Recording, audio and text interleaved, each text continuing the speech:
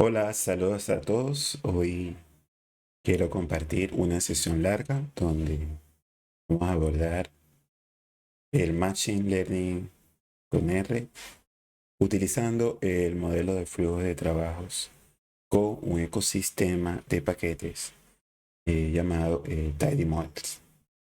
Entonces, vamos a ir viendo distintos puntos. La sesión es larga, pero lo voy a ir dejando dividido el video para que puedas dirigirte a aquella parte que te puede interesar y puedes pausar y ir revisando cada uno de los elementos. Vamos a tener una primera sección introductoria con algunos temas que vamos a manejar y luego vamos a trabajar con unos datos muy interesantes que ya se conocen en el mundo de Machine Learning, que tiene que ver con la predicción de células malignas y benignas en el contexto del cáncer de mama. Entonces, bueno, vamos a hacer nuestra inserción en este tema. Si veríamos nosotros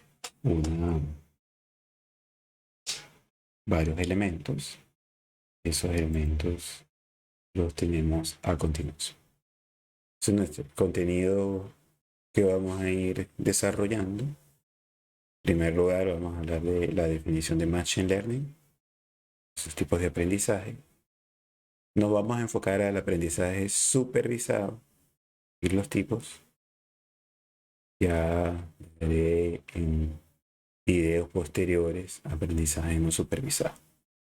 Vamos a ver lo que es eso del flujo de trabajo en el aprendizaje supervisado, especialmente en el contexto del ecosistema de paquetes llamado Tidy Models. Hablaremos entonces de un modelo en especial, el algoritmo de K vecinos más cercanos. Vamos a usar como ejemplo.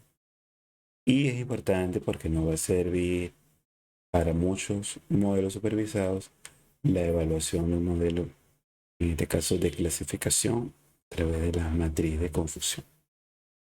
Para ir definiendo, vemos aquí que en este caso Machine Learning son elementos clásicos de esta aproximación que pertenece a todo lo que hoy hablamos de la inteligencia artificial, pero el Machine Learning también está allí asociado a lo que es todo este aspecto de la ciencia de datos.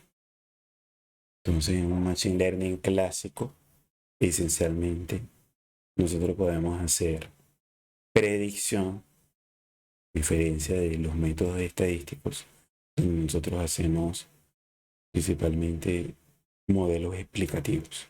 Queremos abordar con modelos ya predictivos. Esencialmente, ¿dónde hago predicciones? Yo puedo tener datos precategorizados y esos datos precategorizados estoy entrenando a un algoritmo que le estoy dando etiquetas, una serie de datos. Entonces, por eso lo llamo supervisado. ¿De qué va a depender? Entonces, si yo voy a predecir un número, esa predicción está en el campo de lo que llamaríamos la regresión. Entonces, yo puedo predecir en mi modelo a través de una regresión. Valor de naturaleza generalmente continua. Generalmente, por ejemplo, si quieres predecir precios de hogares, dada la información que tienes de registro de características de esos hogares, el tamaño, el número de servicios públicos que tienen, los metros cuadrados que lo componen. El otro terreno es el de la clasificación. Vamos a dividir, por ejemplo, elementos. Entonces nosotros podemos clasificar, predecir clases. Y podrías hablar, por ejemplo, bueno, que vamos a predecir una enfermedad, si en el caso, por ejemplo, de cáncer, células malignas y células benignas. Como basado en características que yo le doy, voy alimentando al modelo y puedo hacer esa predicción. En el otro terreno está el caso en que no dividimos los datos de una manera en la que vamos a etiquetarlos. Yo no le doy información. Al no darle información, él va a hacer agrupamiento. Entonces, esto llamamos el Machine Learning no supervisado. Él va a dividir, en este caso, el algoritmo para algunos principios. El más conocido es el caso de la división por similitud entre algunos elementos, sin haberlos etiquetado antes. Entonces voy a explotar el hecho de que puedo ver aspectos similares. Ahí pertenece lo que es el clúster análisis. También podría identificar asociaciones, secuencias de objetos que pueden ir de alguna manera juntos. Lo que llamamos cuando vamos haciendo lo que son métodos de asociación. Se pueden generar, en el caso, por ejemplo, en que yo pueda asociar elementos.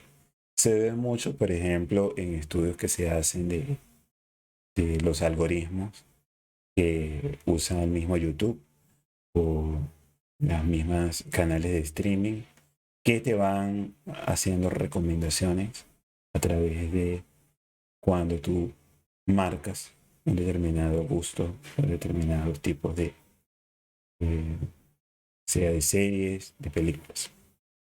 Otro es llamado la reducción de la dimensionalidad, que hace el mejor ajuste basado en agrupar varias variables en una, y entonces dar esas características. Bien, entonces esta es la gran división. Existen otros que no los voy a tratar acá, que luego podemos comentar. Uno de ellos es, por ejemplo, la mezcla de alguna forma entre el no supervisado y el supervisado, y otros que utilizan el aprendizaje en tiempo real usaba mucho para todo lo que es juegos. Entonces, como ahí vemos esta gran división, vamos a concentrarnos aquí en el aprendizaje supervisado. Yo doy unos datos de entrada. Para esos datos de entrada puedo ahora ir dando etiquetas. En este caso yo le digo, estas son manzanas. Y el modelo lo alimento con eso. Cuando ya introduzca un nuevo objeto, él podrá predecir si es o no una manzana. Veamos que en el caso del no supervisado, los datos de entrada no los etiqueto y el modelo hace precisamente ese agrupamiento. Bueno, ese es el aprendizaje supervisado y sus tipos, que es efectivamente el que les comentaba en el esquema anterior. La clasificación, tenemos aquí unas características que yo podría decir, esto es tamaño.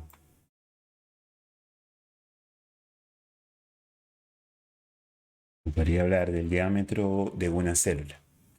Y aquí le puedo colocar tamaño de la célula.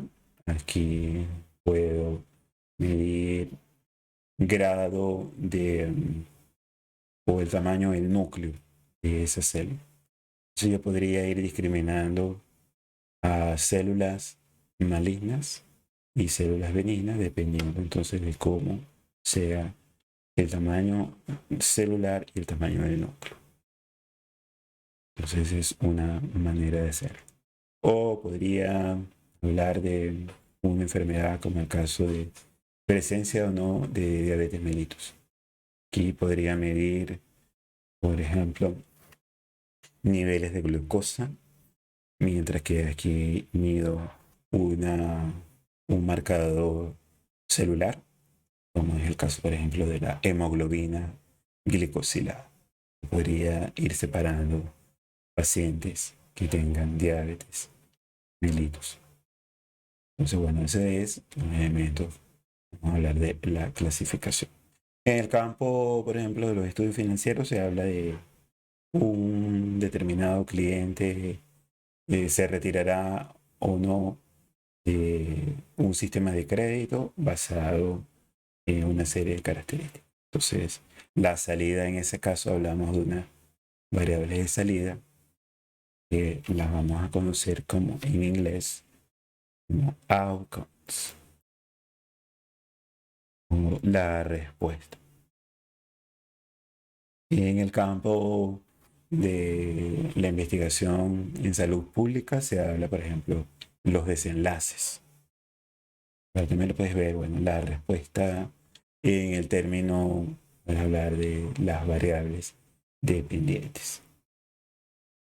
Entonces, ellas tienen etiquetas, que es lo que yo voy a predecir. Ya cuando sí quieres predecir un valor numérico, te refieres en este caso a una regresión. Entonces ya yo puedo decir, bueno, el incremento de precios, incremento, por ejemplo, de la calidad de vida basado en ingreso per cápita en el eje de las X, o que esa calidad de vida depende de el número de hospitales, número de escuelas, ingreso. Entonces puedes medir aquí ese valor, un valor de caso numérico. Entonces esos son los dos grandes campos que tiene el aprendizaje supervisado en el campo del Machine Learning. Así, bueno, vamos a ver cómo sería un flujo de trabajo en el aprendizaje supervisado. ¿Qué es lo que hace un investigador? En principio son especialmente 1, 2, 3, 4 grandes bloques con pequeñas diferencias. Tenemos uno, el segundo bloque, el tercer bloque y el cuarto bloque. ¿Qué es el primer bloque? En el primer bloque, como ya les había presentado en video anterior, se habla del análisis exploratorio de los datos, el IDA. En inglés es Exploratory Data Analysis. Donde yo voy a hacer toda una visualización de los datos como variables desde el punto de vista univariado, a ver sus características, ver valores faltantes. Luego busco relaciones entre esos grupos de variables, identifico cuáles mis variables de entrada, que en este caso se les llama los features, los aspectos. Entonces esos aspectos que yo voy a describir, que los puedo clasificar generalmente de tipo numérico o como de tipo nominal. Yo puedo establecer también algunas características que van a alimentar mi modelo. Y voy a tener una target, el outcomes, la salida, que también la debo identificar cuando hago ese análisis exploratorio. Lleva una gran parte del análisis porque necesito allí hacer toda una serie de arreglos antes de proceder a la primera fase del Machine Learning. En esa primera fase nos vamos a enfocar a tomar todos nuestros datos y vamos a hacer en principio una subdivisión. Esta es una de las más utilizadas, pero podemos ver luego otra. La idea es dividir grupos de datos en una gran división en datos de entrenamiento. La mayoría van desde un 70 el 80% de los datos. Vamos a dividir de manera aleatoria, utilizando criterios importantes a la hora de elegir bien las variables. Y el resto lo va a llamar el grupo de prueba. Solamente me voy a cargar en la primera parte porque el grupo de entrenamiento me va a permitir plantear entonces en la tercera parte mi modelo a través de un algoritmo con esos datos de entrenamiento. Y reservo los datos de prueba. Todo esto, ¿por qué se hace? Esto se hace para evitar el llamado fenómeno de posible sobreajuste de los datos. Digamos que hay un buen modelo, pero en el momento de evaluarlo eh, para datos futuros no lo hace muy bien. Entonces, es una manera de reservar a nosotros y cuidarnos de esto. Eso se hace a través de puntajes que vamos a hacer, las llamadas métricas de los modelos. Una métrica de los modelos que la veremos, vamos a establecer si ese modelo verdaderamente puedo hacer predicción. Voy a comparar mi grupo de prueba con la predicción que hace el modelo y lo comparo con valores actuales, valores que yo sé ya por información que son ciertos. Por ejemplo, mi modelo cuando introduzco los datos de prueba me predice que una determinada célula es maligna a través del modelo y comparo ya por información que tengo biológica que sí efectivamente es maligna. Esto significa que el modelo ha predicho de manera adecuada para esa muestra, pero también él lo va a probar para otras. Podría generar también algún tipo de ruido que ya lo vamos a establecer. Así, bueno, otra manera, fíjense que ya hemos hecho la preparación del modelo y yo seguía en la figura anterior directamente hacia el ajuste y a la evaluación del modelo.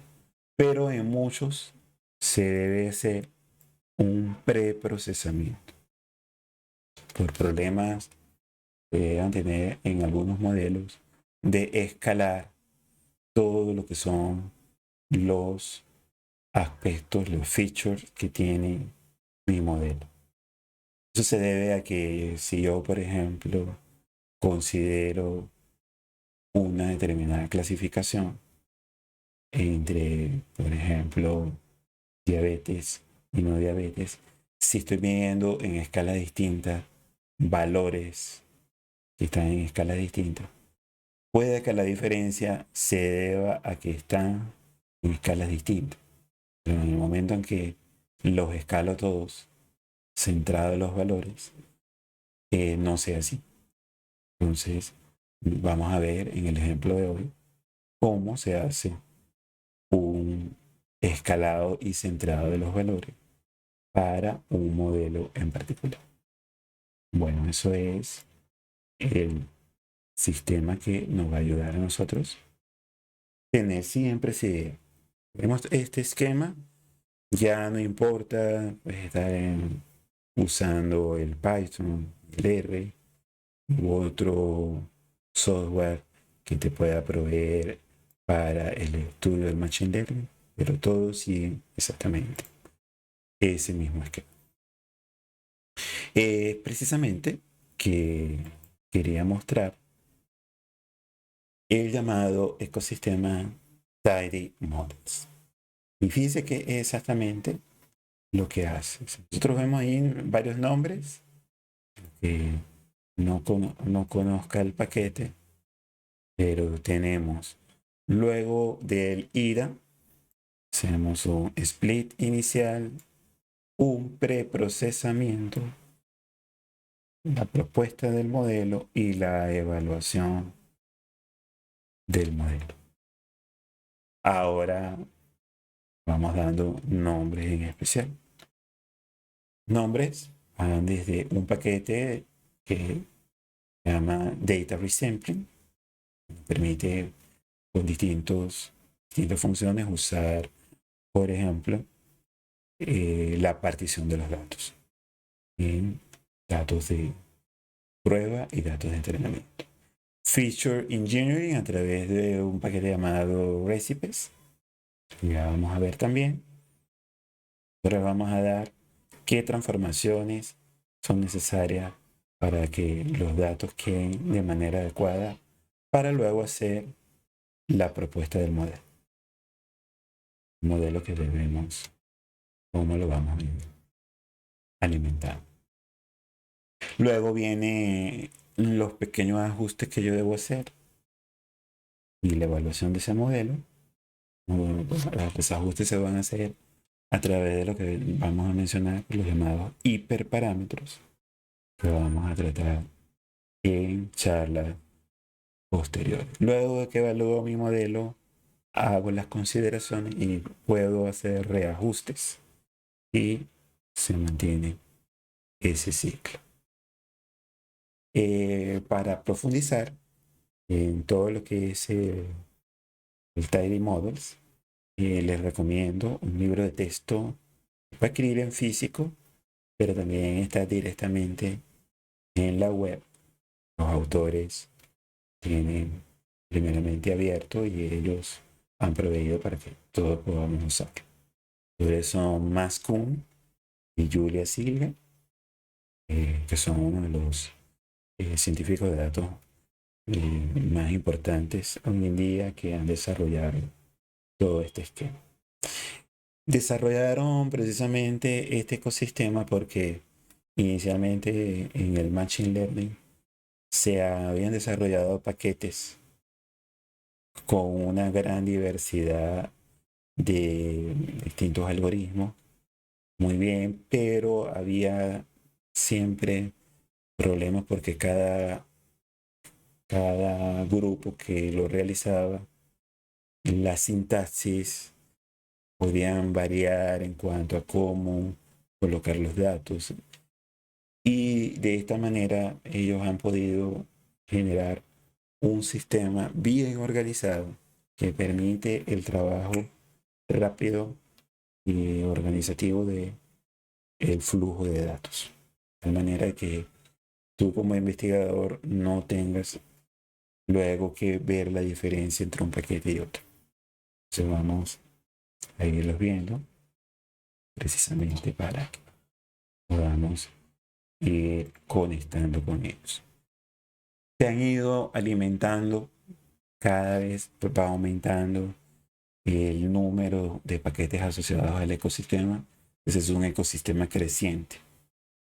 Hoy vamos a abordar algunos, pero ya incluso hoy en día se habla también para Tidy Models, también de paquetes para aprendizaje no supervisado. Entonces, bueno, ahí les dejo algunos nombres. El nombre se te va a olvidar en este momento si no lo usas. Y si queda ahí en la imagen, entonces lo mejor es trabajar con ellos. Por eso que vamos a irlos viendo poco a poco. Para eso vamos a irnos ya con un algoritmo llamado vecinos más cercanos, los K vecinos más cercanos. El K, nearest neighbor, en el inglés, y vamos a ver precisamente en qué consiste. Un ejemplo de un texto de Machine Learning, me gusta mucho, donde en el eje de las X se está representado qué tan dulce es un alimento. A hablar de una escala de dulzura. Podría ser, establecer allí una escala numérica. Y en el eje de las Y se representa otra escala, que es el grado en que ese elemento es más crujiente. Y muy característico de los vegetales como el celery. Es un celery o todo lo que son las semillas, van a ser más crujientes. Entonces en ese juego tú puedes darle puntaje. Ejemplo, frutos como banano, dulce, la naranja un poco menos, pera, la manzana, bien, si lo vemos solamente en la escala del eje Y. Pero también tiene cierto de, grado de crujiente. Entonces, en esta escala la banana es menos, pero una manzana es mayor. Es la consistencia de una manzana menor suavidad a la hora de probar. Igual puede pasar con los vegetales, pero estos vegetales, fíjense, su grado de dulzor es menor. Y así yo voy etiquetando, haciendo etiquetas en ese espacio bidimensional. Ahí tenemos también los alimentos como los quesos, peces, el jamón. Entonces, ahí ya puedes ver que estos son puntos. Es un punto, otro punto. Voy a ir marcando los frutos en rojo y a estos en azul y estos vegetales en verde. Y todos tienen una coordenada XY. En un diagrama cartesiano XY que se compone de cualquier punto X1, Y1. Yo podría ver cuál es la distancia entre este punto y este. Veo que entre los frutos, las distancias visualmente son más cercanos entre ellos. Podríamos considerar que entre ellos son vecinos. Mientras que las vegetales por sus características tienen cierta cercanía. ¿Ven? Y alimentos ya cárnicos tienen una cercanía distinta. Entonces, si yo los he etiquetado y los coloco en ese espacio, yo podría con un nuevo alimento que no esté allí, que coloco aquí un tomate, ¿a cuál pertenece? ¿Quién está más cercano? Esa cercanía, muy sencillo, se da a través de la distancia euclidiana. Si vemos que la distancia euclidiana entre dos puntos, cualquiera de un plano, recordamos de nuestra matemática básica, es a través del teorema de Pitágoras. Entonces, yo sé cuál es la distancia entre las coordenadas de Y de cada uno de esos puntos y las coordenadas de X, y puedo establecer cuál es la distancia. Esa es una de las distancias. Pueden haber otras, dependiendo entonces del criterio del investigador. Por ejemplo, distancias basadas en los cosenos, que nos da la inclinación de cada uno de los puntos. Distancia basada en coseno. Otra distancia llamada distancia Manhattan, que está basada en algunos investigadores que hicieron estudios de los recorridos que hacen los taxis en la ciudad de Nueva York, y también establecen una distancia que se parece mucho a la distancia euclidiana. Entonces, el método de los vecinos más cercanos es precisamente lograr predecir si un nuevo elemento pertenece a una determinada etiqueta que previamente establecí. Si en el texto se aparece, sí, lo llama proteínas, los frutos y los vegetales. Podríamos colocar uno nuevo y qué tanto puede predecir eso. Precisamente si es bueno o no, vamos a ver. Vamos a usar se ha usado ese algoritmo. Podría, pero hoy existen más algoritmos más poderosos también para identificación de imágenes.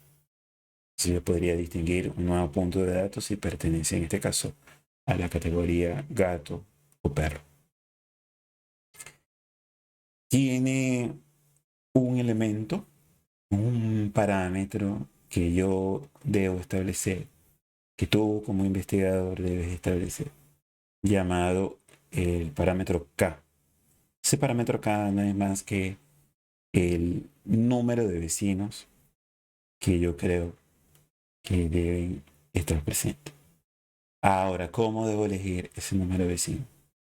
Debería decir, en el caso anterior son 3, 4, 5. ¿Cómo se hace? En principio hoy vamos a hablar de establecer el número de vecinos por un criterio empírico, que es utilizar la raíz cuadrada del número de datos que vas a introducir en el modelo. El problema es que no sabes si es muy grande o muy pequeño. Al ser muy grande, hace una separación muy gruesa de los datos y tienes la posibilidad de que haya cierto sesgo. Entonces vemos aquí que aparecen valores que pertenecen a una clase incluidos en la clase contraria, en este caso.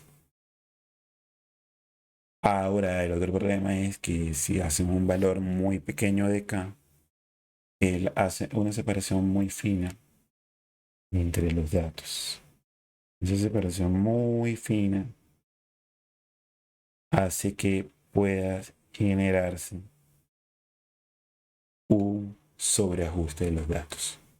Entonces, ¿cómo cuidarse de esto? En principio, yo le voy a proponer solamente el criterio empírico, pero luego en otra entrega vamos a ver qué criterio debemos asumir para seleccionar un adecuado valor de K. Y es precisamente cuando hablamos de las ventajas y desventajas de este algoritmo. Vean que es simple y eficaz, no está haciendo suposiciones acerca de los datos y se entrena rápidamente. Su gran ventaja es que no produce modelos. Puede generar, por ejemplo, un modelo que esta es una ecuación que me permite ver las relaciones y este problema del K apropiado. Entonces hay una fase también de clasificación que es lenta.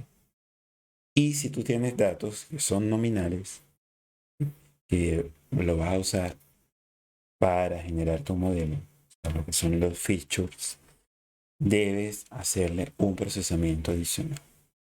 Entonces ellos requieren procesamiento.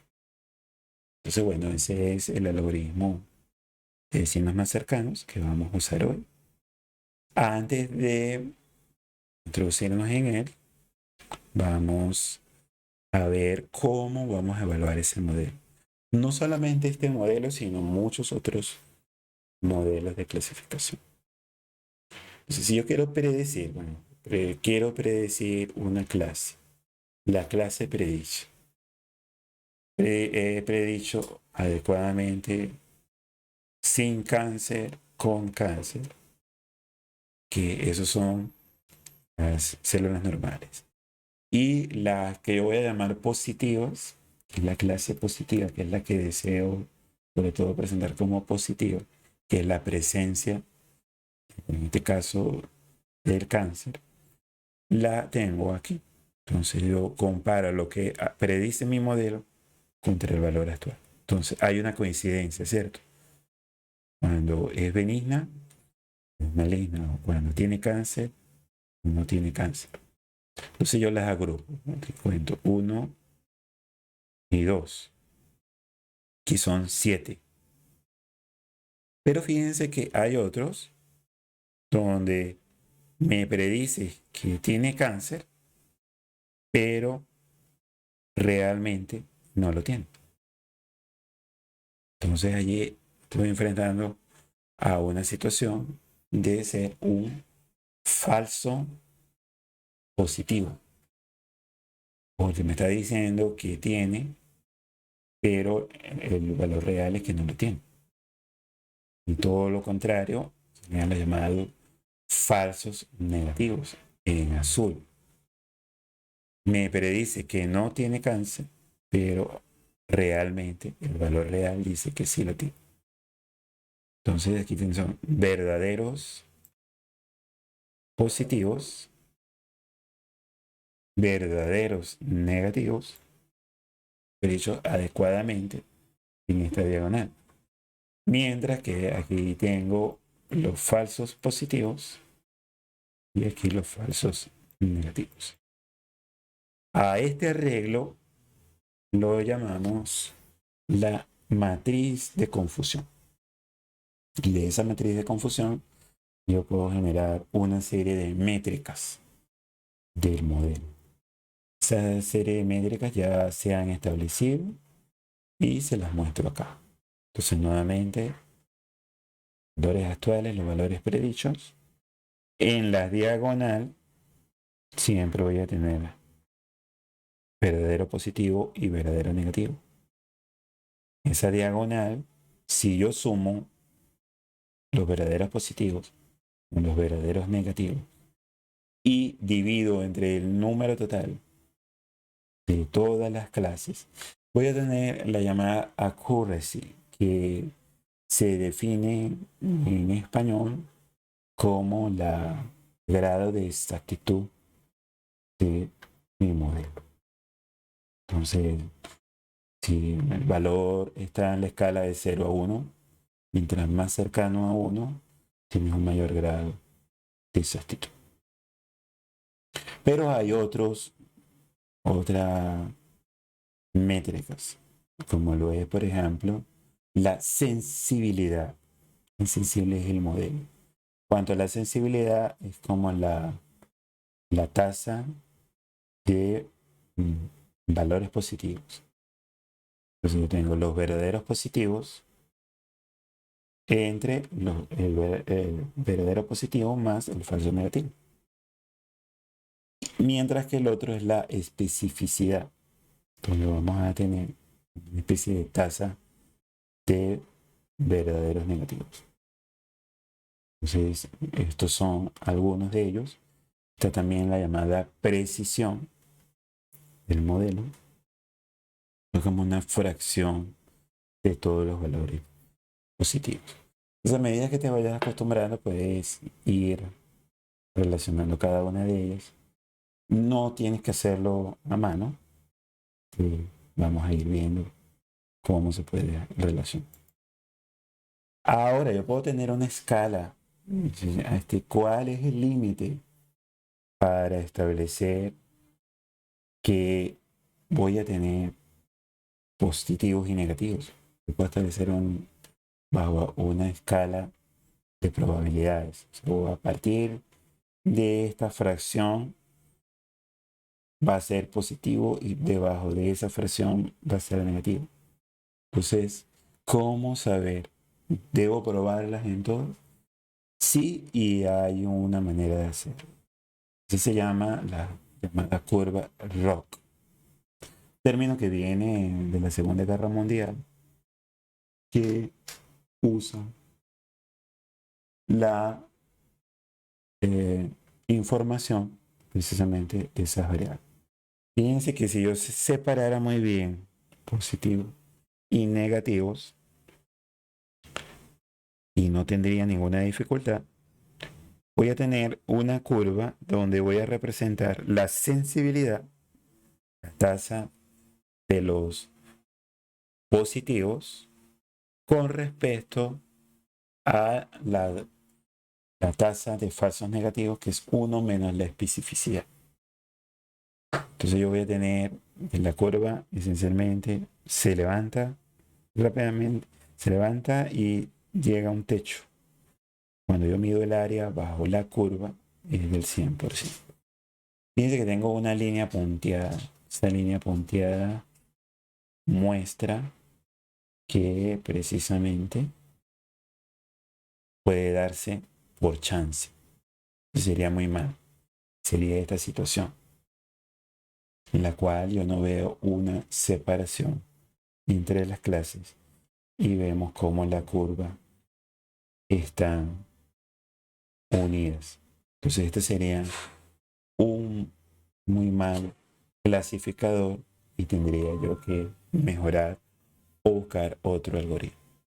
Generalmente nos vamos a encontrar en la situación de la curva amarilla, donde podemos tener valores de AUC que siempre van a estar los adecuados por encima del 50%. Entonces vemos aquí que ya cuando los negativos aquí sobrepasen, podemos tener falsos negativos y estos positivos aquí, entre estas regiones,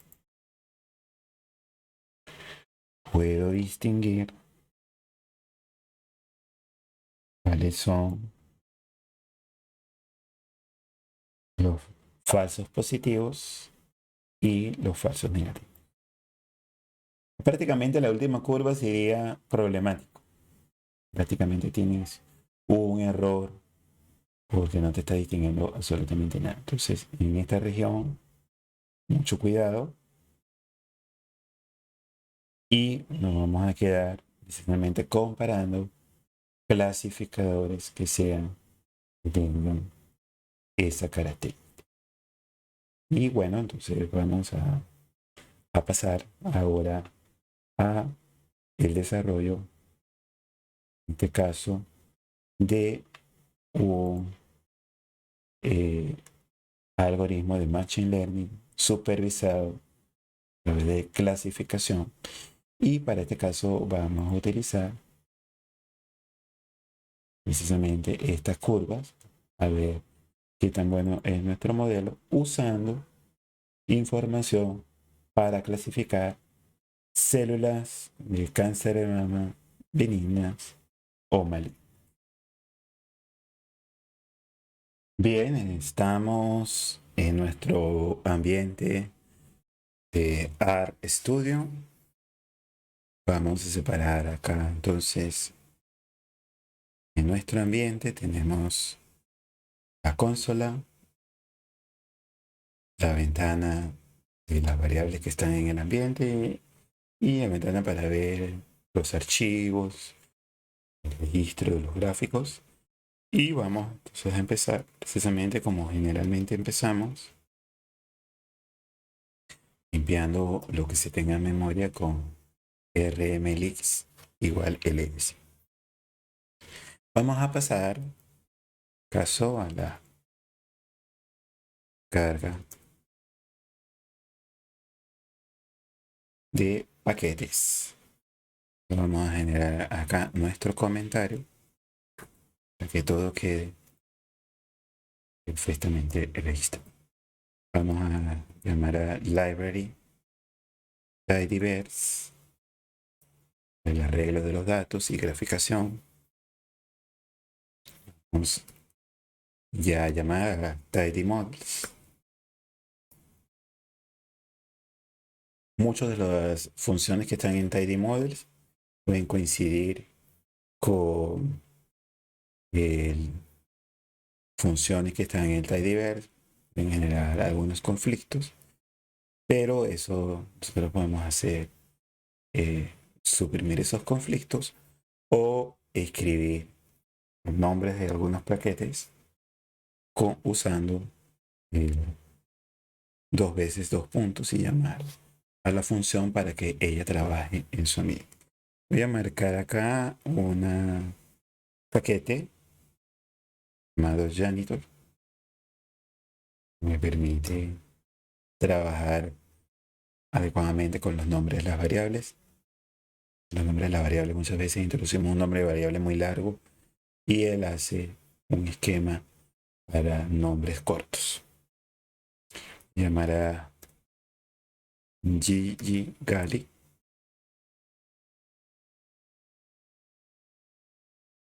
que ya se los he presentado, un paquete para análisis exploratorio de datos.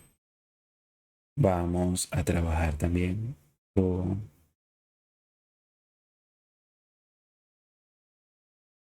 Skin Art.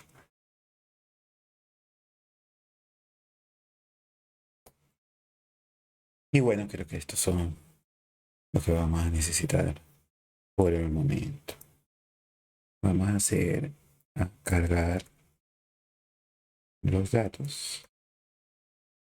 En la descripción le voy a dejar el vínculo. Los datos están en formato CSV.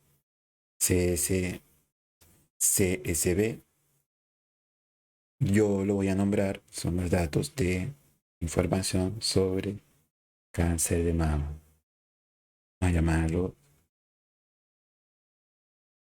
WBC. Y vamos a hacer read CSV. Voy a pegar acá el vínculo. Vínculo aquí. Voy a colocarlo entre comillas. Y desde mi GitHub. Y todo lo van a tener en la descripción. Simplemente lo pegas allí y él va a leer los datos desde el GitHub. Para ver entonces los datos, es un visionado rápido. Podemos hacerlo como un glimpse. Entonces, Wisconsin Breast Cancer. Y tenemos los datos, sus valores numéricos. Y vemos un ID y el diagnóstico. Vamos a ir viendo otros parámetros. Vamos a comprenderlos.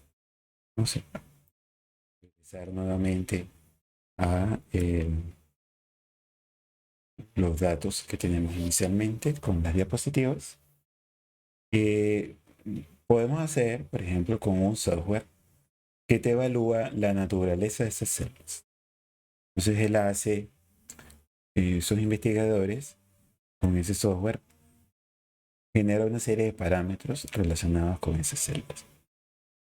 Entonces una célula normal de una célula cancerígena se pueden diferenciar porque una célula cancerígena crece rápidamente y se divide.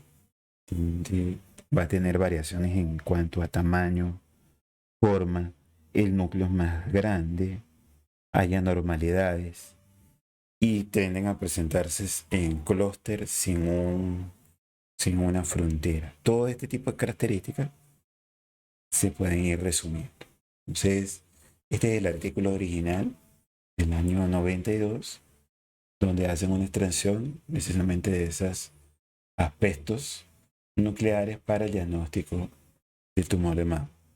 De ellos tenemos el radio, la textura, perímetro, área, el smooth, hablan de la suavidad, la variación local de la longitud del radio, la compacidad, concavidad. Se habla también de una dimensión fractal, que es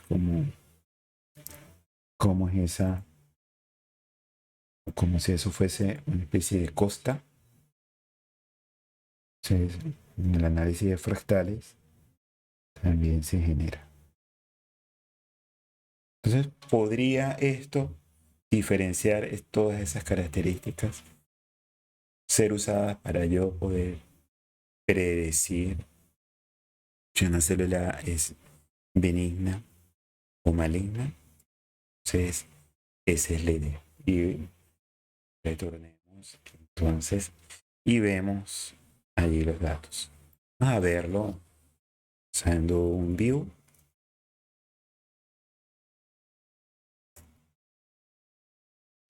Bueno, tenemos el identificador de las células. Recordemos, según son 568 registros, cada uno con su ID. Esta información del ID, que es el identificador, no la vamos a necesitar. No va a contribuir a la predicción del modelo. El diagnóstico sí, entonces ese sería nuestra principio, nuestra variable target. Queremos predecir las malignas y las benignas. Ahí vemos una M, pero si tú te mueves, conseguirte con B, que es de benigno. Y aquí están parámetros como precisamente el radio medio, la textura media, el perímetro, concavidad, la textura, la deviación estándar, concavidad, la textura, la suavidad, la concavidad, la dimensión fractal. Y bueno, hay una variable aquí al final que no tiene ninguna información. Aparecen todos los valores como NA. Y además que el nombre aquí no lo ofrece. Es posiblemente alguna variable de tipo lógica que venía con los datos originales. Entonces lo que tenemos que hacer es esa limpieza inicial.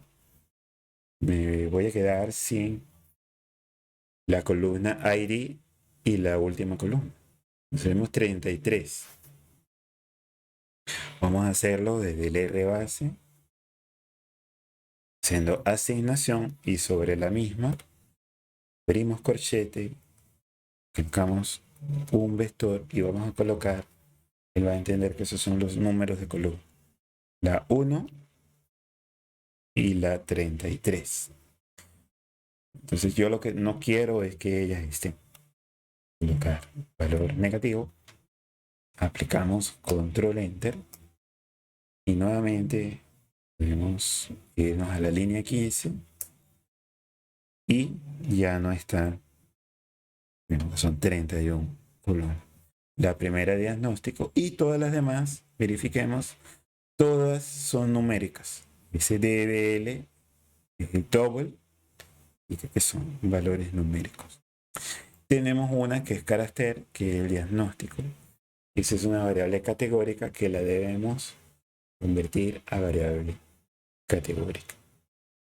Entonces, ¿qué hacemos? Vamos a hacer entonces, notamos columnas 1 y 33. Vamos a convertir la variable diagnosis en la variable categórica. Vamos a hacerlo desde el tidyverse igualas. Hacemos el encadenamiento, control shift M, genera y vas a llamar a mutate. O mutate para crear una nueva columna. Nueva columna la voy a crear sobre la columna ya existente. Diagnosis, le voy a decir que sea factor. Es la función para trabajar con variables categóricas. Entonces, a factor sobre la misma diagnosis. Clicamos y a la hora de evaluar, con un glimpse, perdón, acá es glimpse,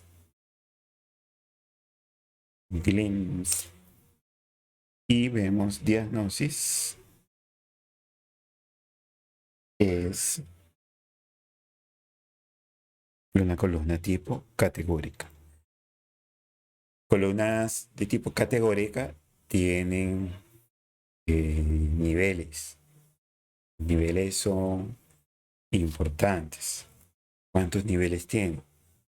Vamos a seleccionar, en este caso, diagnosis y voy a averiguar número de niveles. Niveles son D y M. Como le he dicho que cree esa columna categórica, él ordena por defecto los niveles por orden alfabético. B primero que M. Pero como habíamos conversado anteriormente, yo necesito que en la predicción quiero predecir como mi valor positivo la presencia de la célula maligna. Entonces, en ese caso, vamos a hacer un cambio en esos niveles. Vamos a ver. Y se llama FCT Reliable. ¿Cómo lo vamos a usar? Nuevamente, usar la información de MoDate.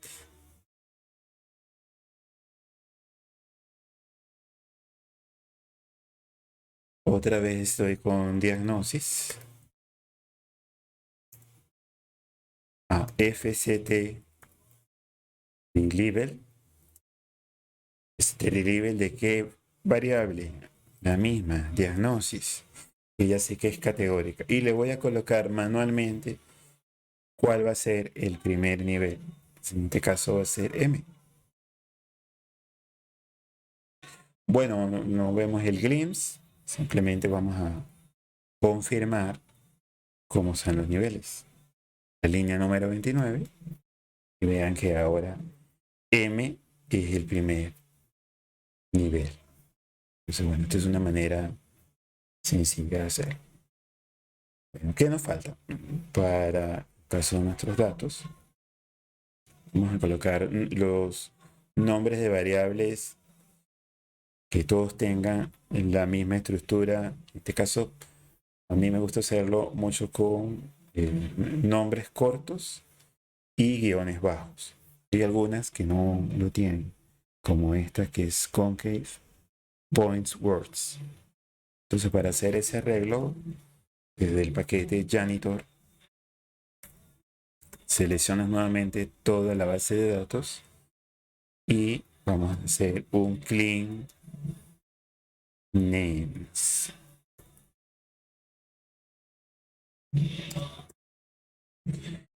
Y podemos ver en el glimpse que todas tienen esos nombres. Nombres usando guión bajo.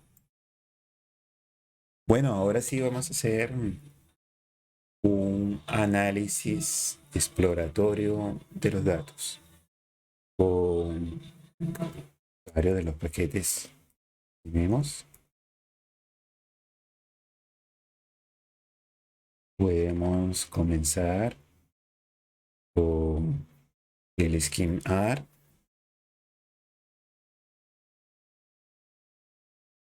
Escribir acá scheme, nuestro base de datos WBC scheme, y sin marcas que genera toda esta información. Primero nos dice, tenemos 568 filas, 31 columnas, que hay una sola variable categórica y hay 30 numéricas. Muy importante. Fíjense que no nos dice en ningún momento que haya datos faltantes, eso es bueno. No tenemos que hacer ningún tipo de imputación, que es la técnica que se usa para imputar modelos cuando hay datos faltantes. Entonces fíjense que en todos ellos n missing nos habla de que hay 0 datos faltantes. Bueno, en cada uno podemos ver la media y la desviación estándar de todos esos valores numéricos. Un aspecto que debe fijarse es que los valores, fíjense que están en escalas distintas. El radio medio es 14.1, pero el perímetro es 656, mientras que estos son otros parámetros en distintos escalas. Y al final te muestra una especie de distribución univariada de cada una de las variables numéricas, como unos micro histogramas, como para que tengas en cuenta cómo es la distribución, y te da algunos percentiles. Percentil 50, que es la mediana, y tenemos el percentil 25, el 75, el 100. Bueno, eso es univariado. También nos da información muy importante de valores, los llamados valores únicos, y nos dice de la variable categórica que es diagnóstica, tampoco tiene valores faltantes y que hay 356 benignas y 212 malignas. Bien, esa es una información de análisis univariado. Bueno, como lo que hemos propuesto es ver si hay una posible separación entre variables, vamos a hacerlo desde el ggplot y ver qué información podemos tener. Entonces, con el ggplot, yo tengo nuevamente mis datos. Lo llamo con mi pipe. Digo ggplots. Antes de eso, para no hacer por cada variable, quiero hacer una representación, pero de cada variable y ver los parámetros que queremos analizar. Vamos a hacerlo. Fijémonos nuevamente en el view.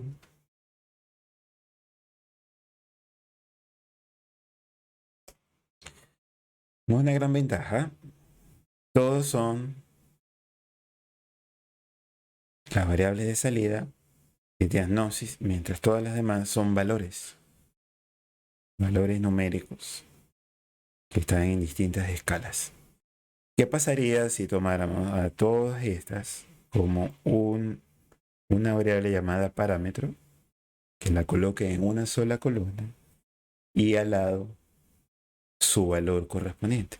Sería una tabla que la voy a cambiar en cuanto a configuración, de tal manera que yo pueda, o sea, hacerlo desde acá con un ejemplo. Puedes tener lo que aquí yo llamo cada uno X, Y, Z, M, y cada uno de ellos tiene valores.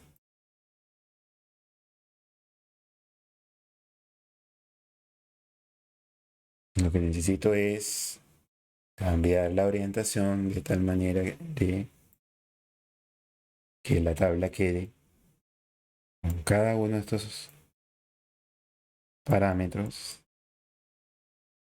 toda una sola columna, y aquí se va a repetir tantas veces el parámetro con cada número. Entonces sería este 1, 0, 1 y así. Entonces hago lo que se llama una inversión de la tabla. Voy a dejar todo como parámetros y eso lo podemos entonces trabajar desde el ¿Cómo lo hacemos? Con una función del ambiente del paquete tidyr. Entonces fíjense cómo vamos a hacer. Vamos a hacer un pivot longer. Vamos a hacer una tabla más larga que ancha. Para eso, unos pivots longer. Yo le voy a decir qué columnas voy a convertir y cuáles voy a dejar intactas. Eso es más fácil porque una sola de ellas no la voy a ajustar. Se llama calls y sería la columna diagnosis.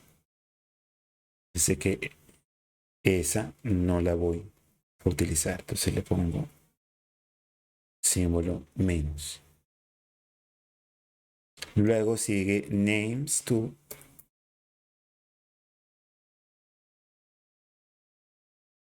El names to no es más que la nueva columna donde voy a meter a todos estos parámetros de las células.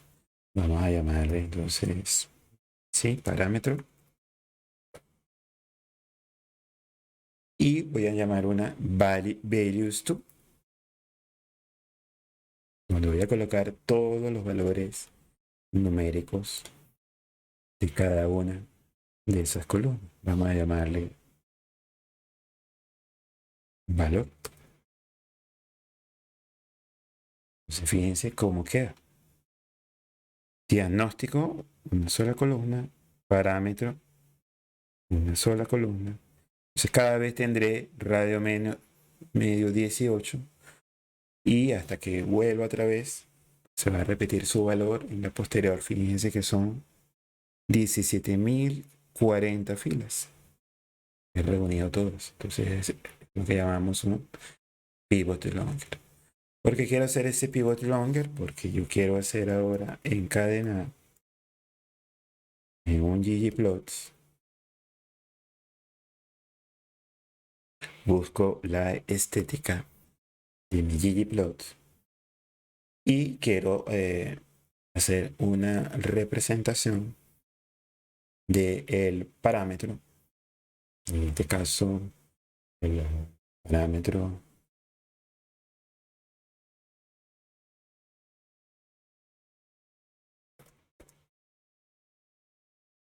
en el eje de las X y en el eje de las Y le voy a dar el valor y vamos a construir unas cajas gráficas con guión bossplot. Vamos a hacer el guión bossplot, pero vamos a llenar esas cajas gráficas con un color. Y el color no va a ser más que el color de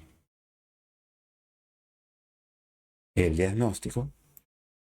Y vamos a hacer una separación en varios gráficos a través de Facet Wrap. En Facet Wrap utilizamos la virguilla con respecto a qué. Vamos a hacerlo con respecto al parámetro.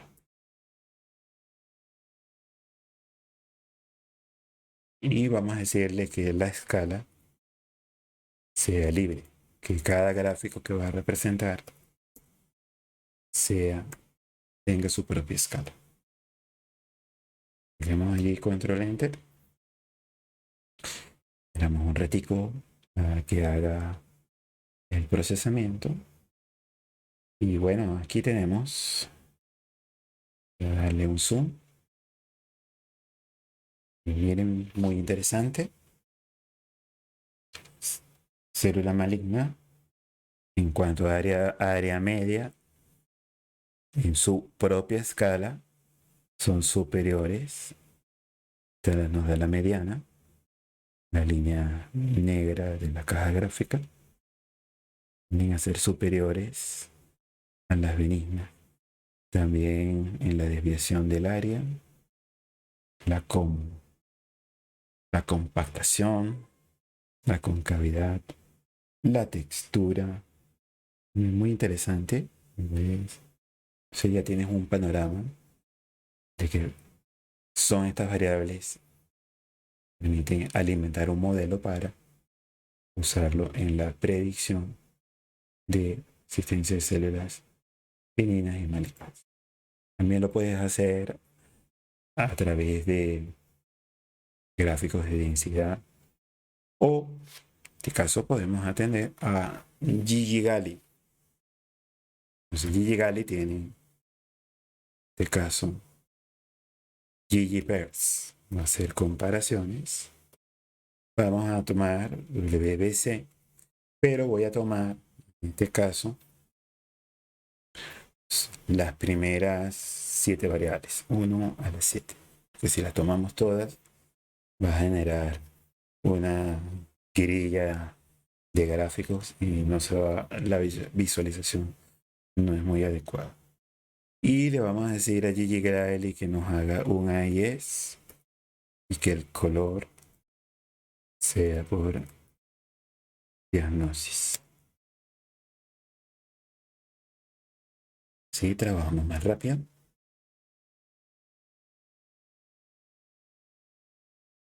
Esperamos Aquí está apareciendo con un solo color. Debe ser que acá es diagnosis sin comillas.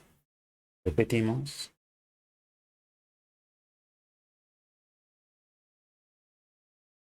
Entonces aquí notas que es usando ggplus de ggali. Bueno, aquí también. Entonces, prácticamente me ahorra acá el trabajo de lo que hice anteriormente. Lo hice con pocas variables, pero vemos en gráficos de dispersión que hay también esa separación. Aquí es como si lo vieras como los llamados vecinos más cercanos. Debemos tener un separador que separe a esos grupos de células. Entonces vean allí, especialmente cuando hacemos los gráficos de dispersión y vemos las relaciones, que nos predicen las correlaciones globales y de cada una de las variables cuando se analizan por separado. Entonces ya con esta información del análisis exploratorio de datos podemos empezar a trabajar con el Tidy Models. Bien, teniendo el ecosistema Tidy Models, podemos comenzar. Ya nuestros datos tienen una primera limpieza. Vamos a hacer ahora la división de los datos, como les había mostrado inicialmente, dividir los datos en datos de entrenamiento y datos de prueba usando las funciones de rsample. Entonces, en ese sentido, vamos mostrando en nuestro RStudio. Para este caso, vamos a hacer una división de los datos y entrenamiento y prueba. Se declara un objeto que se llama WC split. Ese WC split va a tomar los datos del WC con control shift M. Cargamos la función que se va a llamar initial split. Ese initial split va a utilizar la proporción prop que yo le voy a dar 0.75.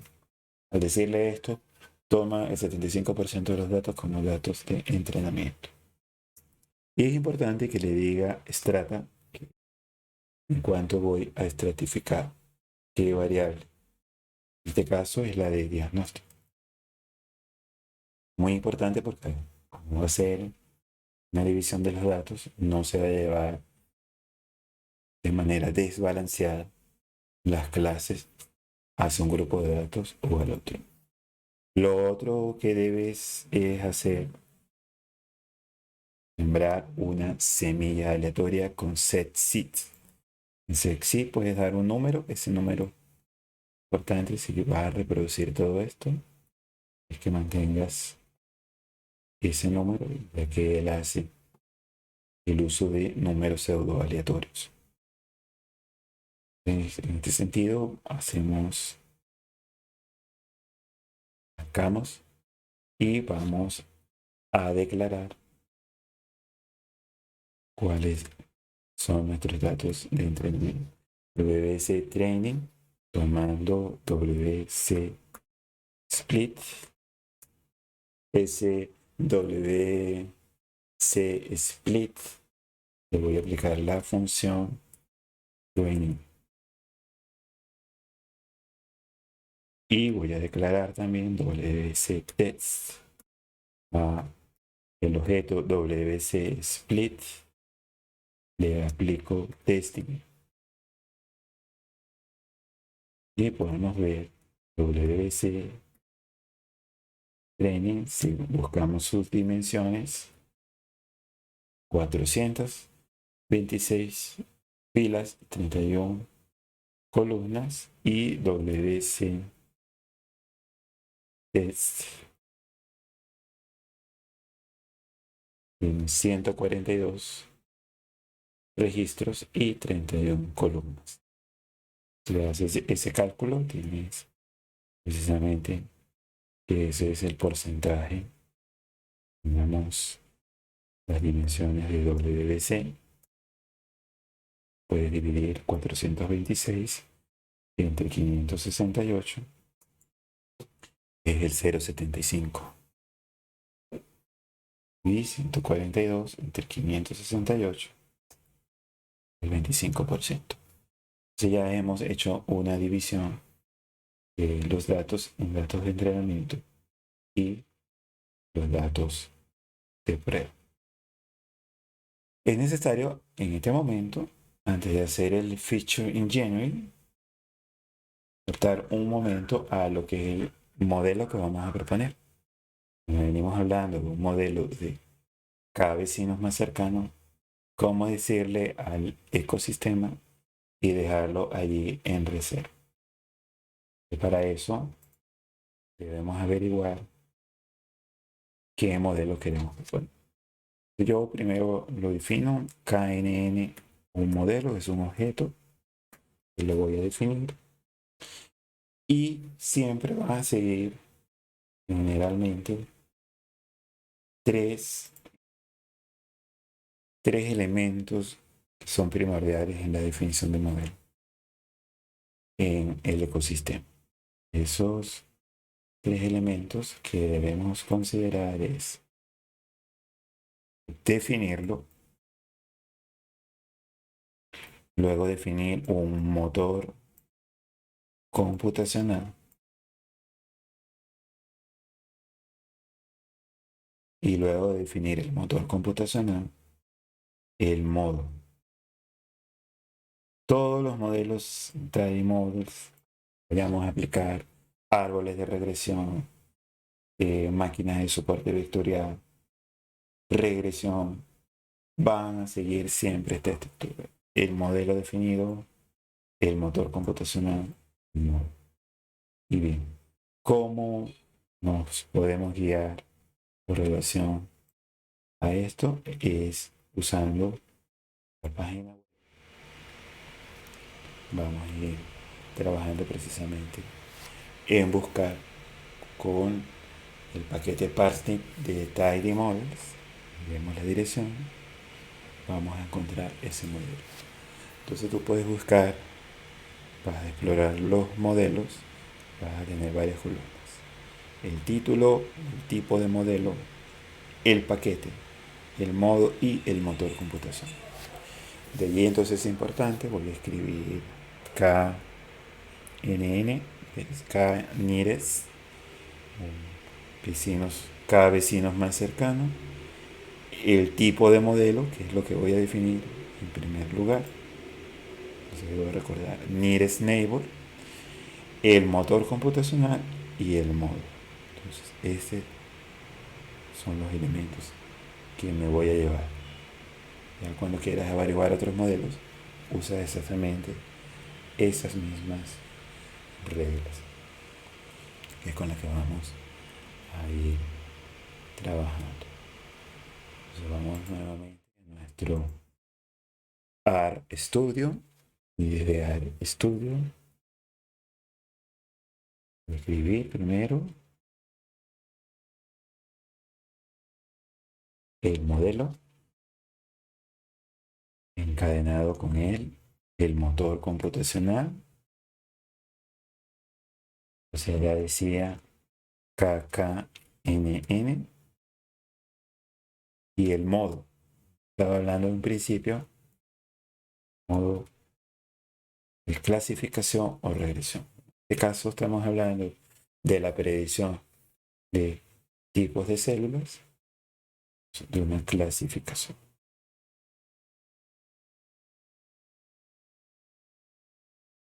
Bien, y Neighbor tiene, si aprietas la ayuda,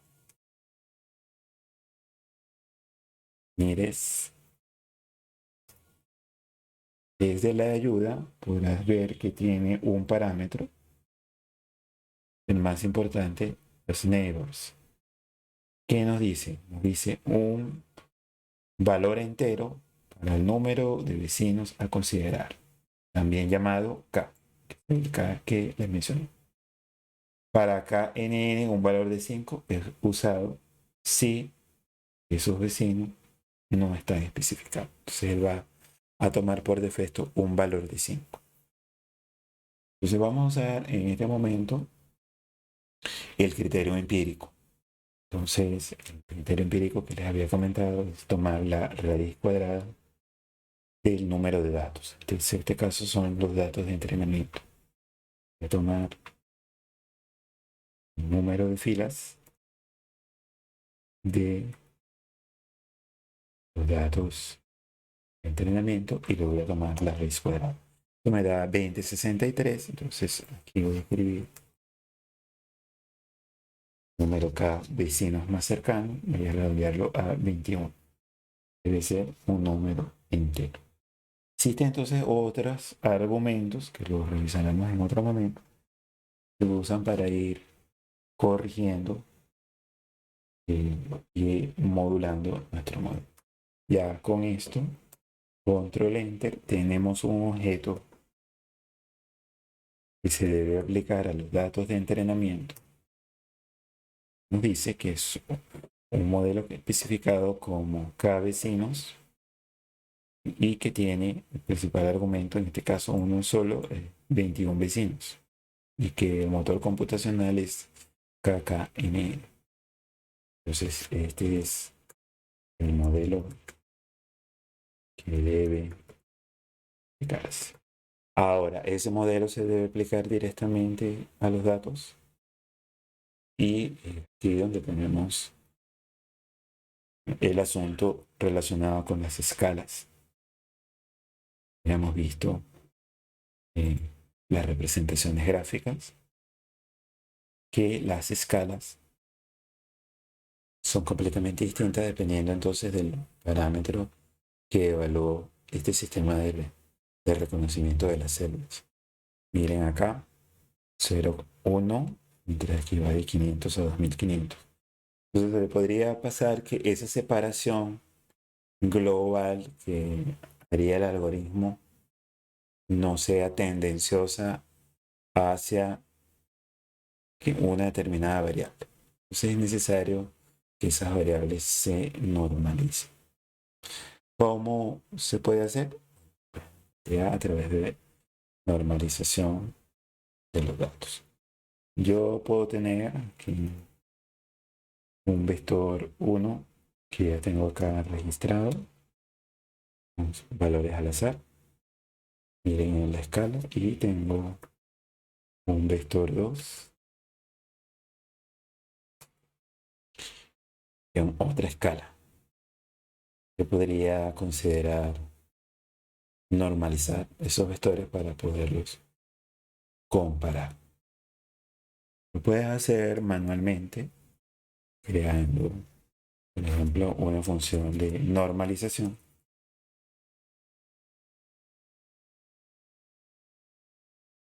donde creas ahí tu función y le vas a dar allí, por ejemplo, un valor X y a ese valor X en la función le vas a restar de su media y luego que lo restes de la media a todos esos valores, lo divides, por ejemplo, entre la desviación estándar de cada uno de los valores. Se llama la función normalizar. Pueden aplicar normalizar vector 1. Podríamos hacer un summary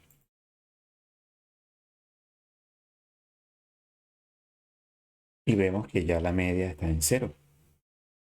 Igual puedo normalizar al vector 2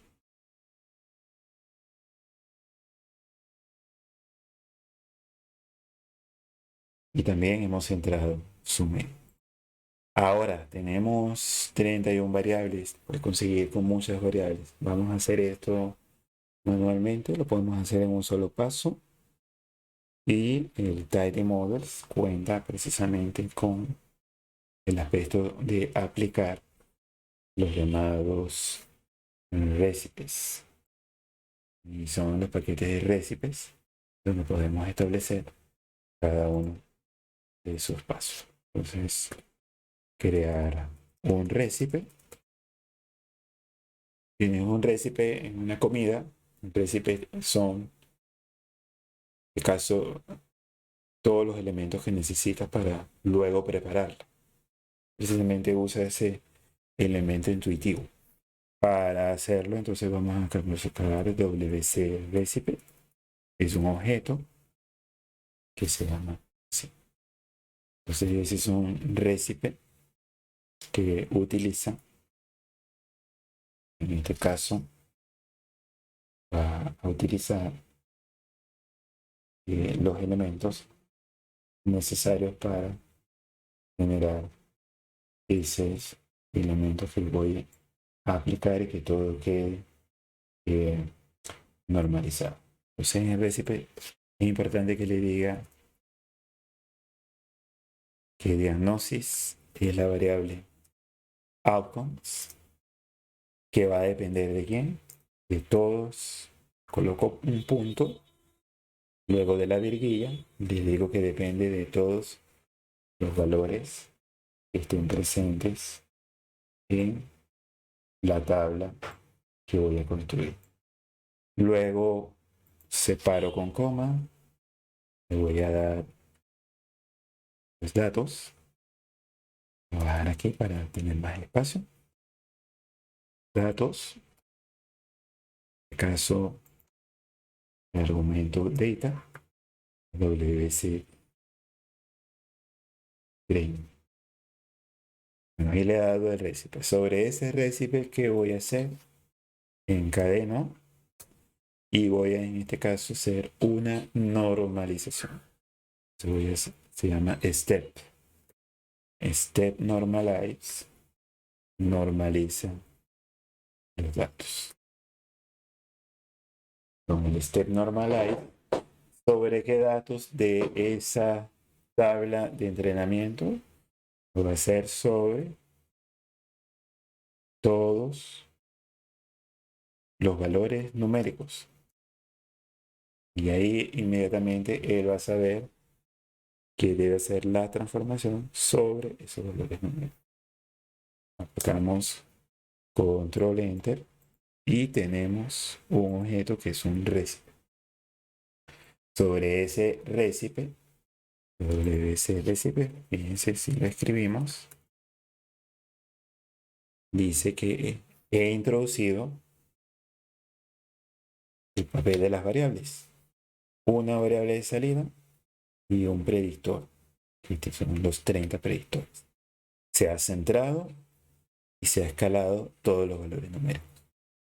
Entonces, fíjense que es muy interesante porque tú puedes luego traerte otros datos y si mantienes este sistema, ya tienes ya el esquema para seguir en este flujo de trabajo. ¿Qué debes hacer cuando tienes un recipe? ¿Cuál es la siguiente que haces cuando estás en la cocina? Prepararlo. Entonces habla de la preparación.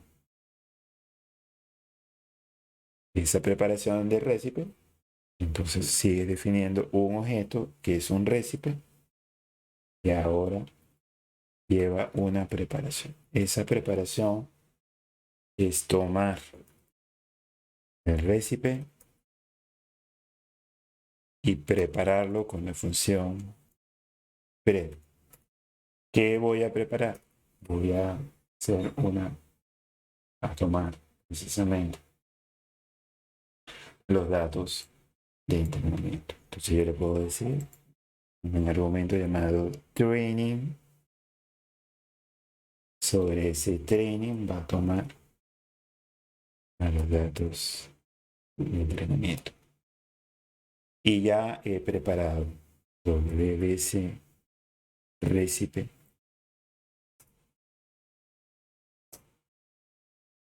Hice ahora papel de las variables y de las operaciones que ha hecho es que ha centrado y escalado radio para todas esas variables. Entonces ya es un objeto que puedo usar. Revisemos la clase de ese objeto. Se llama la clase recipe. El recipe se debe hacerle un bake. En el bake ya tú tienes los datos de entrenamiento. Voy a llamarlo wc bake. Para eso tomas el recipe ya preparado y vamos a hacer un bake. Con el bake le voy a dar new data. Como son los datos de entrenamiento, no voy a colocar nada. Simplemente coloco null para que me genere precisamente cómo son, si verdaderamente los datos han sido.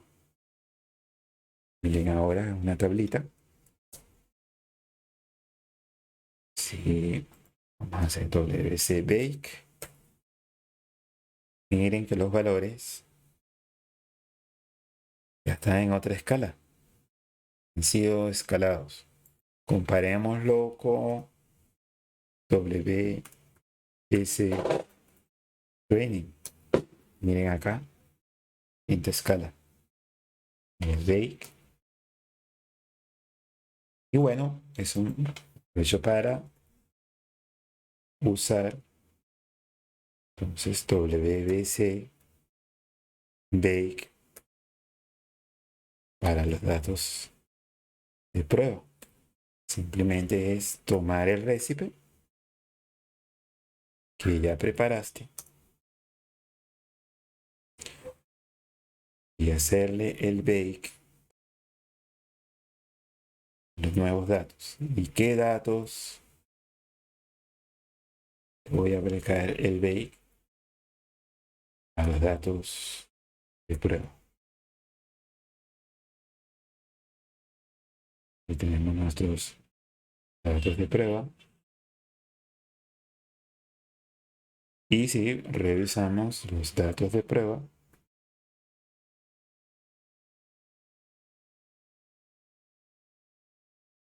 también hemos hecho el escalamiento.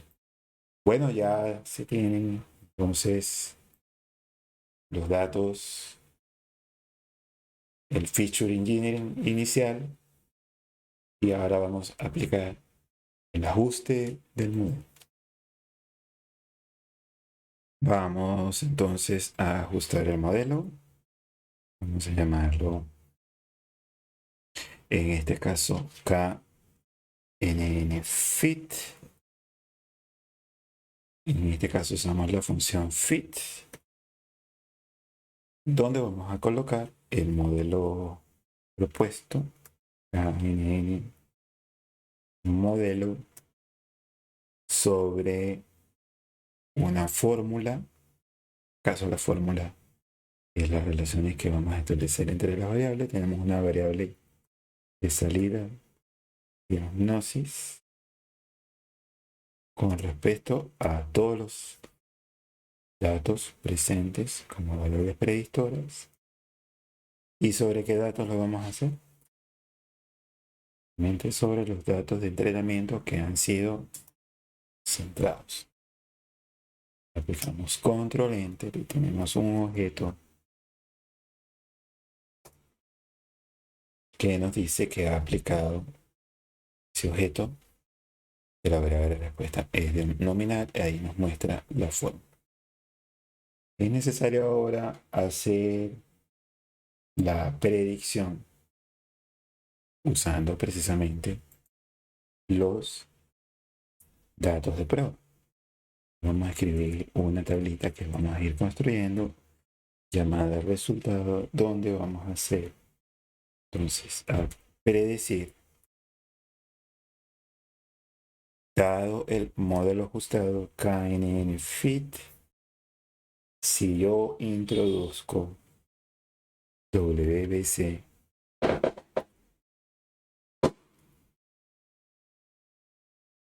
WBC tests, que son los datos de prueba que han sido centrados, normalizados.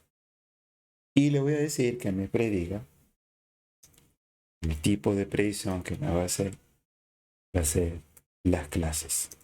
Le digo type y le digo que sea class. Voy a llamar a eso resultado. Vamos, resultado.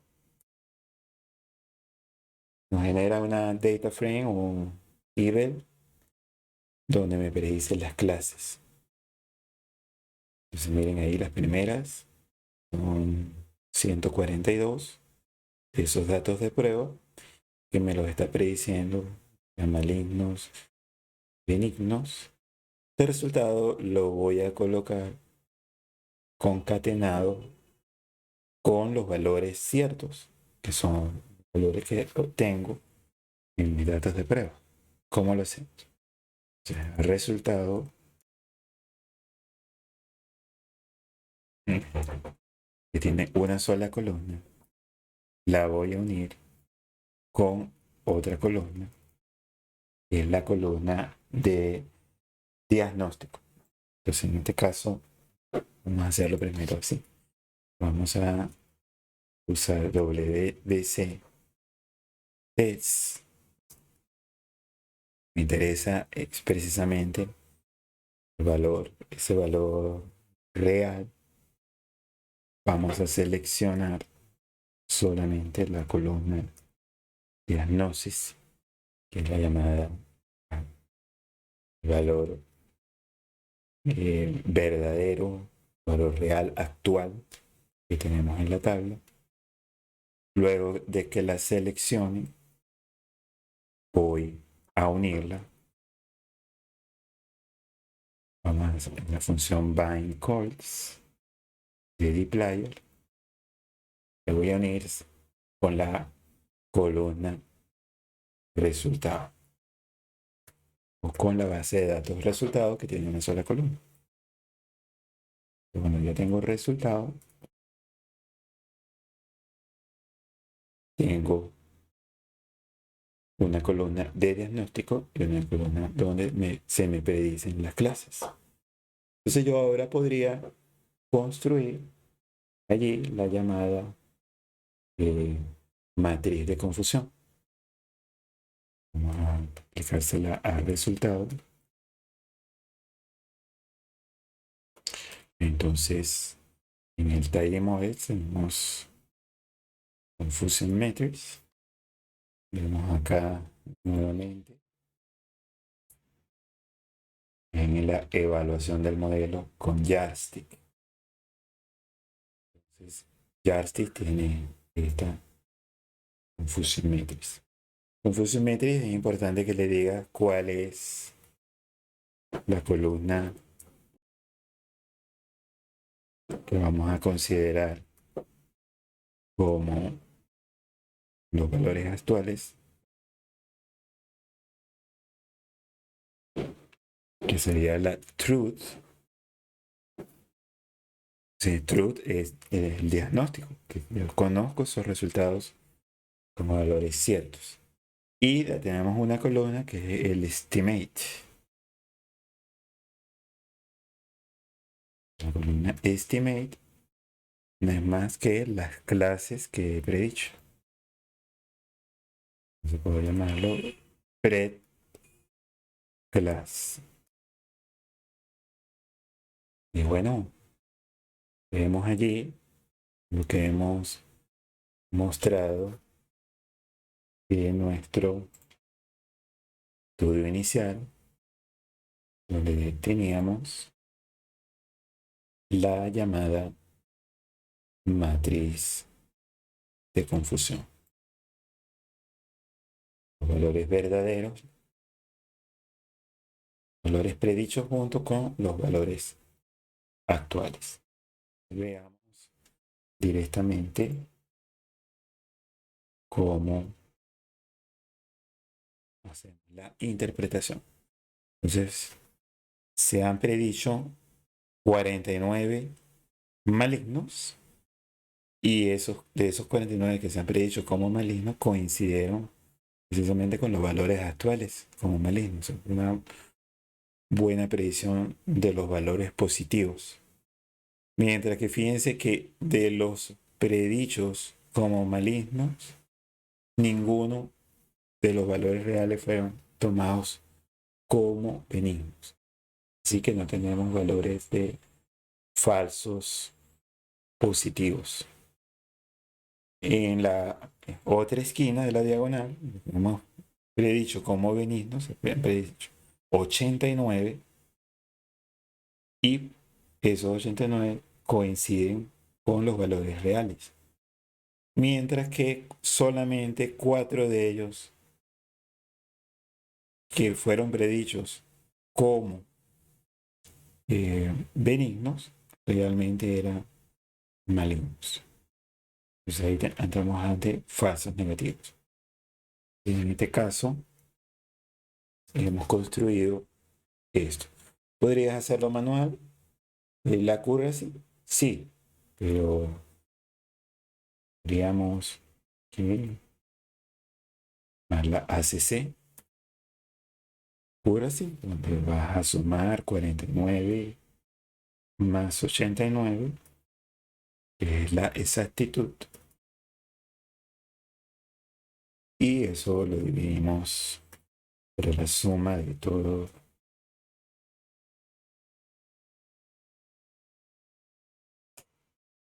Y ese ACC 0,97, un 97,2% de exactitud.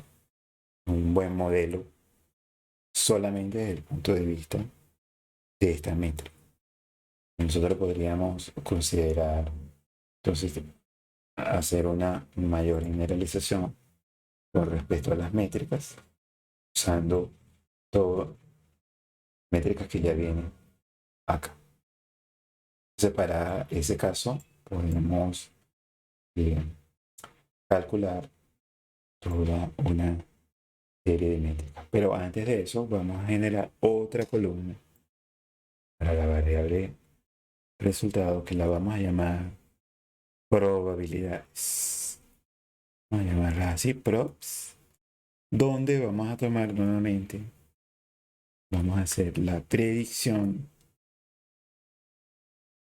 basados en el modelo ajustado KNN sobre el modelo descentrado, pero ahora el tipo no van a ser las clases, sino las probabilidades. Entonces fíjense que cuando escribimos acá, me va a generar no la clase, sino la probabilidad de que se obtenga esa clase. Recuerden que, por ejemplo, cuando teníamos en la variable resultado, comparar las dos tablas, fíjense que él predice con una probabilidad de 1 de que ese que predijo como maligno, esa es su probabilidad. Pero en la 10 produce la probabilidad de que sea maligno 0,689 para ese valor que se produjo como maligno. Entonces, ahí es donde vemos precisamente la idea para reconocer a las curvas y dónde estaría ese umbral. Entonces podríamos nosotros generar la curva ROC. Y es así como podemos establecer esos valores. Entonces para eso vamos a considerar las curvas ROC. Vamos primero a unir estas probabilidades nuevamente a resultado. Vamos a actualizar resultado. Simplemente tomamos resultado que ya la tenemos con diagnóstico y las clases predichas. Simplemente le vamos a colocar esa columna. A unir van calls de props. Cuando actualizamos nuestra tabla del data frame resultado, tenemos una columna con los diagnósticos, la clase predicha, pero también la tenemos representada en probabilidades. De tal manera de que nosotros podemos estimar todos los elementos. Podemos crear una métrica, la voy a llamar mi métrica. Con esa mi métrica voy a usar metric set de Yardstick y le voy a dar qué métricas quiero. Voy a querer la accuracy, que está en Yardstick. Voy a pedirle la sensibilidad, la especificidad, que es spec, y le voy a pedir el área bajo la curva. Ahí le doy control enter. Entonces yo eso lo he convertido en una función, llamo mi métrica, que se la voy a aplicar a mi tabla de resultados. Y le debo decir son los valores actuales, true, que son diagnosis, y que tengo el estimador, estimate, lo voy a hacer tanto con las clases, tanto pre-class, y también debo decirle cuáles las probabilidades de la variable que tomé como positiva. En este caso, es la predicción de maligno. Y bueno, tenemos el cálculo de exactitud, de la sensibilidad, la especificidad y el área bajo la curva. Un área bajo la curva muy cercana a 1. Entonces debemos medir cómo podemos nosotros hacer esto. Y si queremos también hacer la representación gráfica, es tomar el mismo resultado y escribir rock curve, la curva rock. Y con el rock curve yo puedo, en este caso, utilizar esa información realmente con truth, que es diagnosis, y el estimador, en este caso, es la predicción de maligno. Y salimos de allí y le decimos autoplot. Y vemos acá nuestra curva rock. Medimos la sensibilidad y 1 menos la especificidad. Tenemos el área bajo la curva. Bueno, eso es todo el flujo. Podría considerarse mejorar este algoritmo en el sentido de hacer cuál es el mejor valor de K que debemos considerar para ese algoritmo. ¿Es ese valor de K el adecuado? Podría probar con otros valores de K. Ya tengo allí el flujo y entonces, como ya tienes el script, puedes probar con esos valores de K. De todas maneras, hay una estrategia para tratar de buscar esos valores de K. Y eso lo trataremos en videos posteriores. Entonces hemos ido presentando una abreboca, bastante largo la sesión, pero tú puedes, parar en distintas partes que te voy a dividir el video y ir revisando con cuidado cada uno de esos elementos. Y Hemos seguido esta ruta, no tanto el tuning, que lo vamos a dejar para otra entrega. Y esto ha sido lo que le tenía que mostrar de este ecosistema Tidy Models, una introducción que nos permite abordar el Machine Learning con un flujo de datos bien estructurado. Entonces, hasta la próxima a todos y nos vemos.